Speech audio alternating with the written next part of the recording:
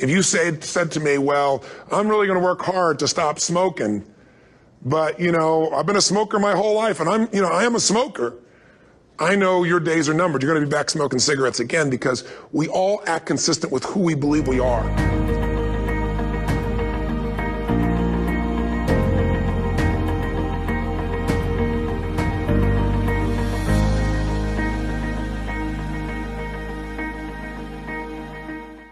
Let me tell you one thing. What works for me does not necessarily work for you. I think being at peace with yourself and your skill set is such an important part of this.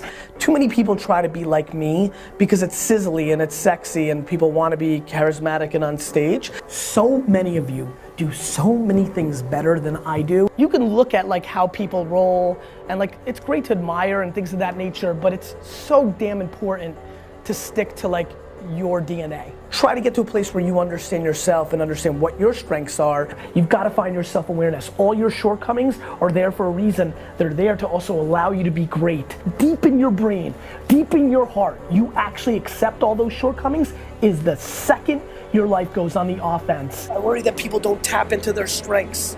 You have to audit who you actually are, because then you're not going to bullshit yourself. You're going to storytell yourself, you're going to motivate yourself, but you're not going to bullshit yourself. One thing I've learned in the last, 33 years of working with people from now over 100 countries, 4 million people, is human beings absolutely follow through on who they believe they are. If you said to me, well, I'm really going to work hard to stop smoking, but, I've been a smoker my whole life, and I am a smoker, I know your days are numbered. You're going to be back smoking cigarettes again, because we all act consistent with who we believe we are. I tell people the strongest force in the whole human personality is this need to stay consistent with how we define ourselves. If you define yourself as somebody who is really conservative, you're not going to be crazy and act nuts unless you're really drunk or something, and then you can say it's the alcohol, when it's really just you finally getting permission to be yourself. The alcohol is your excuse. If you're a really crazy person, you act crazy, outrageous, playful. You don't act conservative because that's not who you are. Very often people say, well, I can't do that. I'm not that kind of person. And I always say to people, really, when did you define yourself? I had the dorkiest outfit on. I remember standing outside class and, the class before was finishing up and my jaw just hit the ground because everyone in there was so talented. They were so good. I was so intimidated, and I felt this panic come over me. Cut to me going into the class, hiding in the back, getting down on the floor to start the warm-up, and the music came on.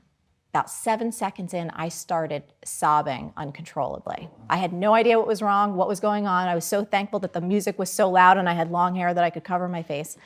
And once I finally kind of started moving, I realized my body was saying, yes, this is who you are. This is part of who you're meant to be. And so you asked the question, how did I get there? It was because I tried so hard doing everything everyone else told me I should do. And when that didn't work, I just had to go off and bust out on my own. And it was through that experimentation and moving my body and tapping into the wisdom of this vessel that everything started to move.